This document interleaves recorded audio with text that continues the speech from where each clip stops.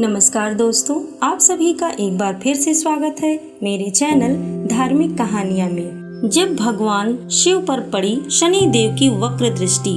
दोस्तों, आज की मेरी इस कहानी में मैं आपके लिए भगवान भोलेनाथ और शनि देव की एक रोचक कहानी लेकर आई हूँ। शनि देव को न्याय प्रिय देवता माना जाता है। अपने जीवन काल में प्रत्येक व्यक्ति को शनि देव की वक्र दृष्टि का सामना करना पड़ता है। नवग्रह में शनि देव सबसे धीरे चलने वाले ग्रह हैं और यह सभी राशियों का भ्रमण करने में 30 वर्ष का समय लगाते हैं।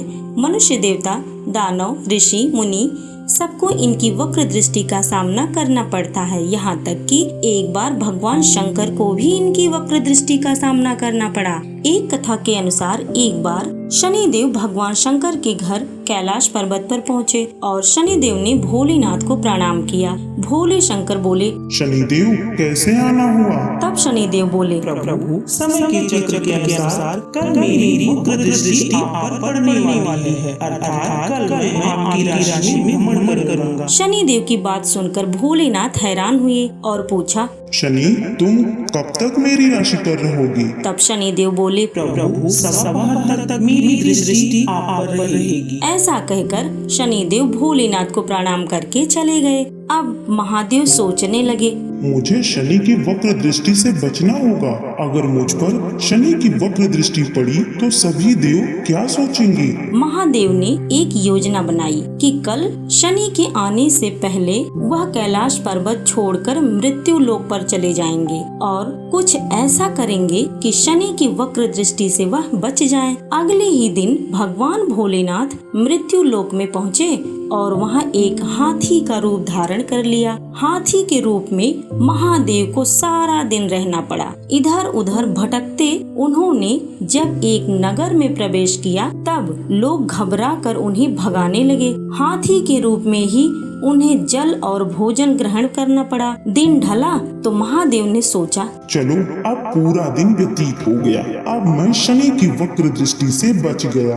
अब तो मैं कैलाश लौट चलता हूँ। ऐसा सोचकर महादेव ने हाथी का रूप त्याग कर कैलाश पर्वत को लौट गए। कैलाश पहुँचते ही महादेव ने देखा कि शनि देव तो पहले से ही वहाँ मौजूद थे।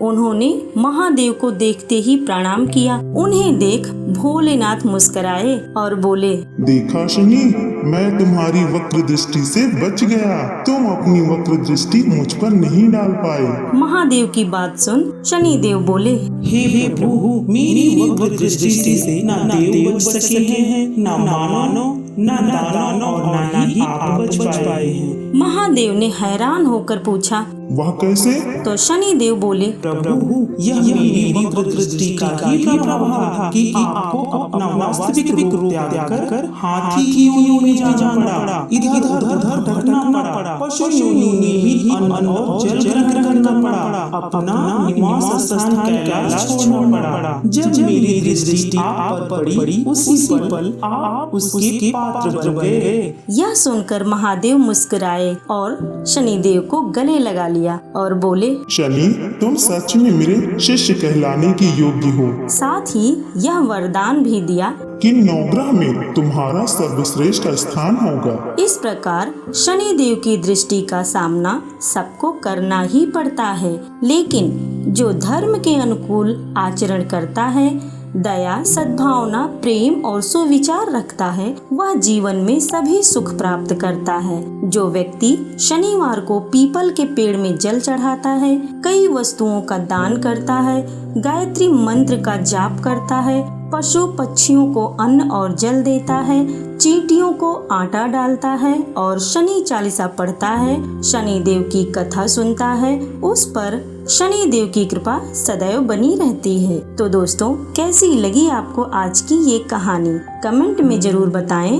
कहानी पसंद आए तो लाइक करें, शेयर करें, चैनल को सब्सक्राइब करें। धन्यवाद दोस्तों।